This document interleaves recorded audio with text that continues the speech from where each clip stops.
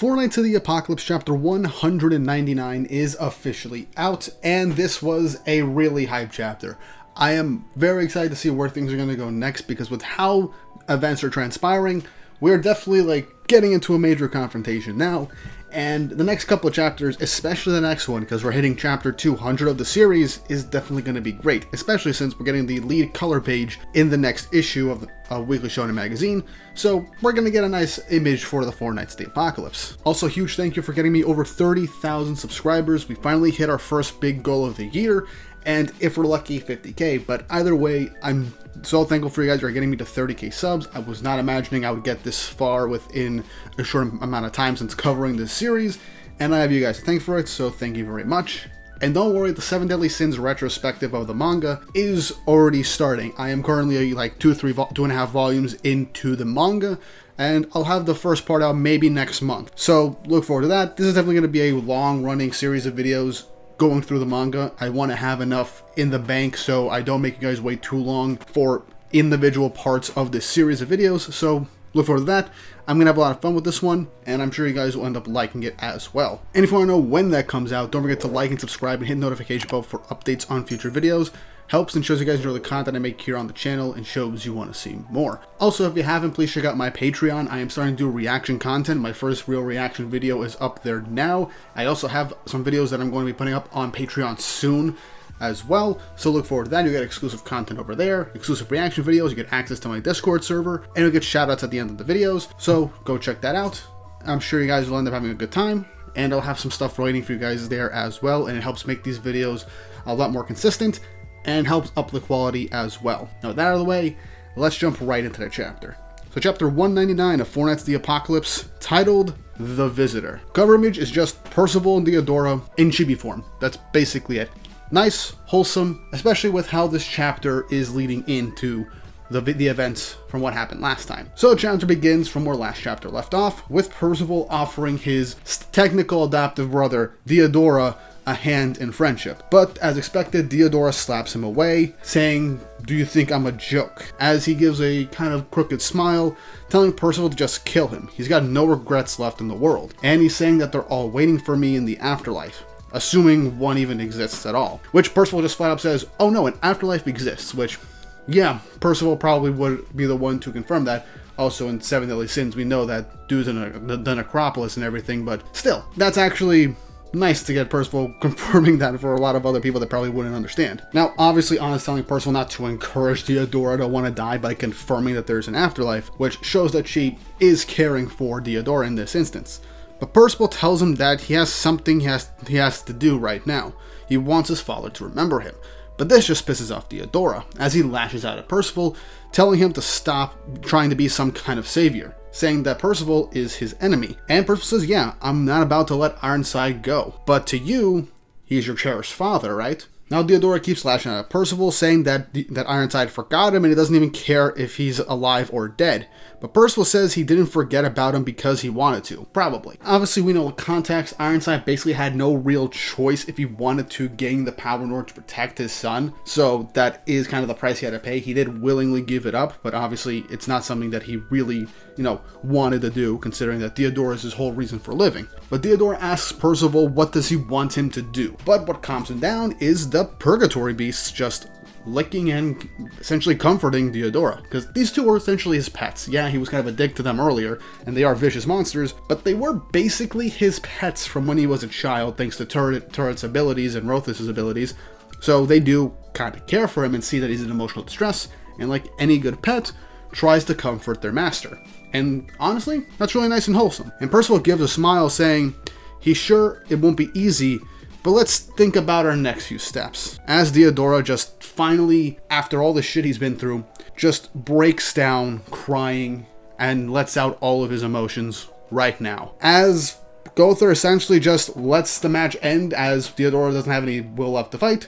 So he announces that Percival is officially the winner, with Gawain and Tristan being like, "Man, he made it into the finals, and he didn't waste any of his magic power or stamina at all." This must be especially frustrating for Gawain, because she had to use a lot of her power just to figure out balance abilities, which is still kind of fun to really think about. But yeah, Nazianz and Anna are kind of like, this fight was kind of bad for my heart to see everything going on. And the other Isolde says that Diodora is just like him. And yes, I forgot to mention it last chapter, but Gian is still making faces at the second Isolde for kind of taking Tristan away from the group. So I like that he's being consistent. Now really quick, let's address the Persal versus Diodora fight. It was one chapter, and while I am disappointed it wasn't a full-fledged fight, I see why we went this direction. Because Diodora wasn't fully in the grasp of despair as much as we probably originally assumed. Obviously, it was a bunch of whirling emotions, regrets, and just sheer anger and confusion, and he just wanted someone and something to blame, and just wanted his life to have some sort of meaning right now. And by taking everything in stride and just acting like nothing matters to him anymore, he could probably have a much more, to like soften the pain essentially.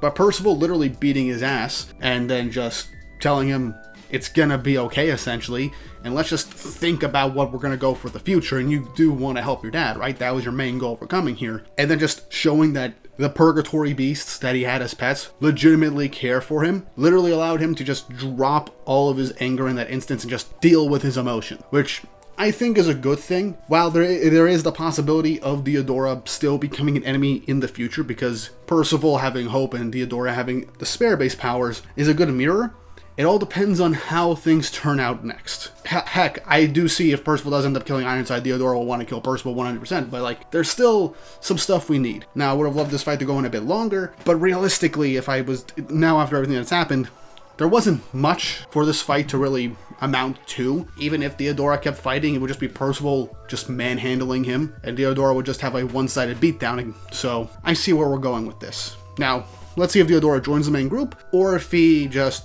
stays with Arthur. No idea. We still gotta wait and see on this one. But now we cut back to Gowther. As you can tell after all these 2 years, Percival has really grown, not just in strength, but in his own personality and his morals. So yeah, I do like how the previous generation is acknowledging the growth of the current generation. And he even looks at Beltriepe, saying that maybe even Percival can find a way to break through the chaos in Beltriepe, but before his thoughts keep going, he is confused. Beltriepe is not reacting to anything on the battlefield at all, which is definitely concerning because he's reacted genuinely through every single fight, even Percival's previous fights, and especially Gawain's, which was the fight right before this. So this is definitely something to be concerned over. We then cut back to the main group as Gawain is just trying to goad on Tristan, basically telling him that I'm going to offer you a good offer. You can forfeit the next match, no hard feelings whatsoever, because she knows how the fight is going to turn out. But Tristan kind of claps back and basically says, oh yeah, no worries. I'll be sure to heal you up right after you lose. And this is literally igniting a little rivalry between the two of them, which I kind of like. Again, this entire group is very sibling coded, like a sibling rivalry, especially between these two characters. I actually really like it. I would love to see them like actually go in an actual fight, which I really wanted to see. But Percival just kind of breaks the little bit of tension that they had getting hyped up for their own fight, just acting all goofy and says, show me a good fight, you two. And Percival just goes to get berated by Gawain, saying, you really are an airhead.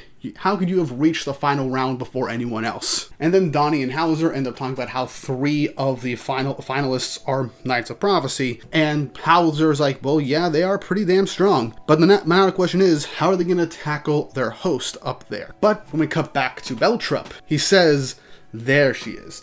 As something begins to appear in the sky, as the 4 knights that are there end up reacting to this magical energy, as a giant rosebud appears above Beltriepe, looming over.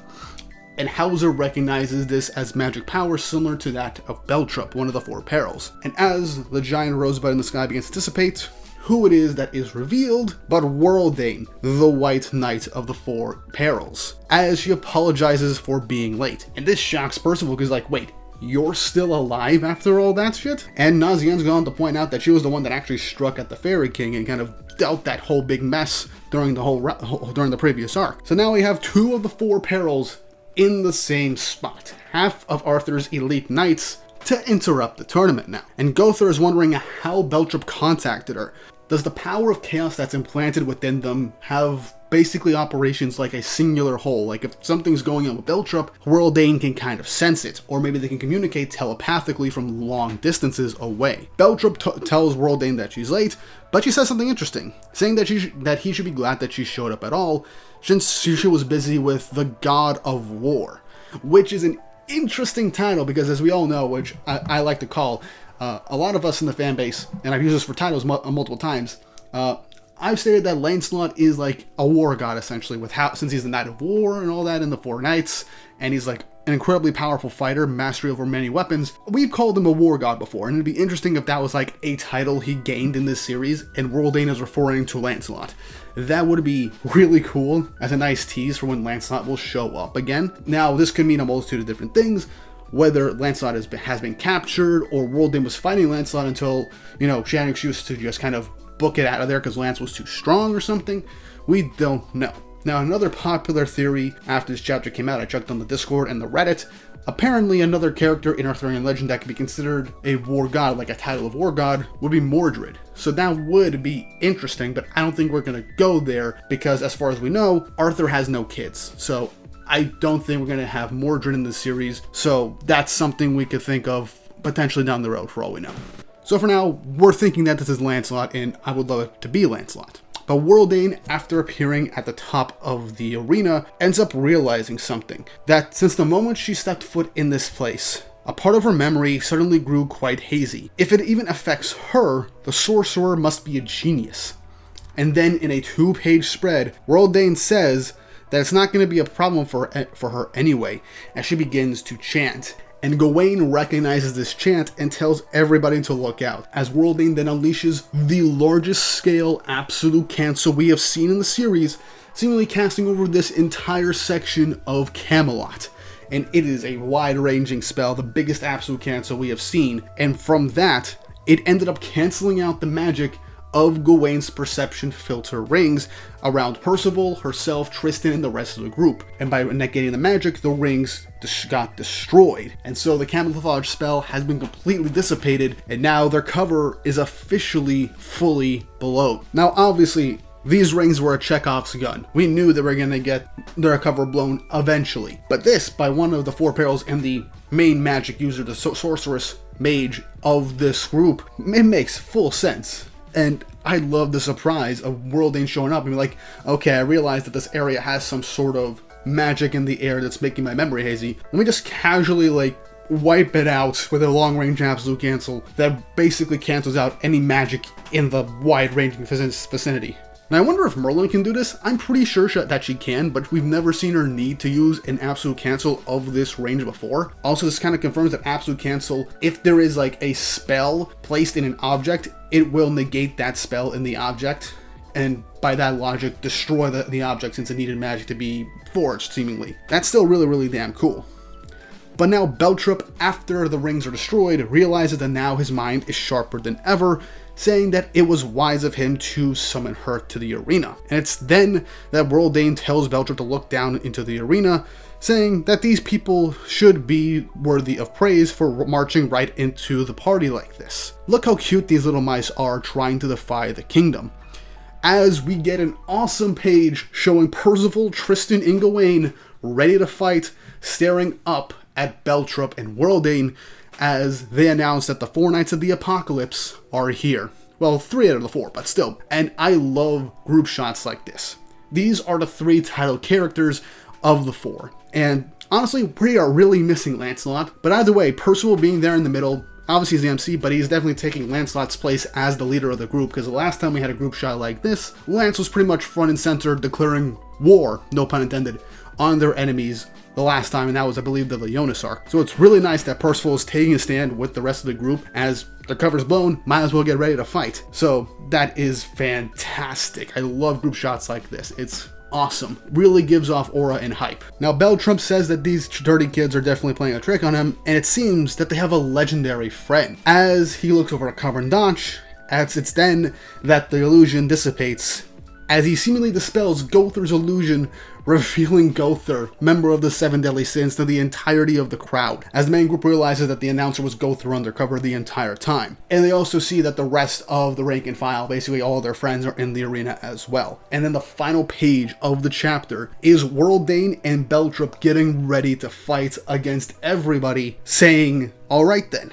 the festival is hereby over. And that is how the chapter ends. This was hype. I loved it. Now, someone mentioned in the comments last week, which apologies if I didn't respond to any comments. I had a lot of stuff going on that week. I'm going to try and respond to comments in short format soon, but like, still, this was an awesome chapter.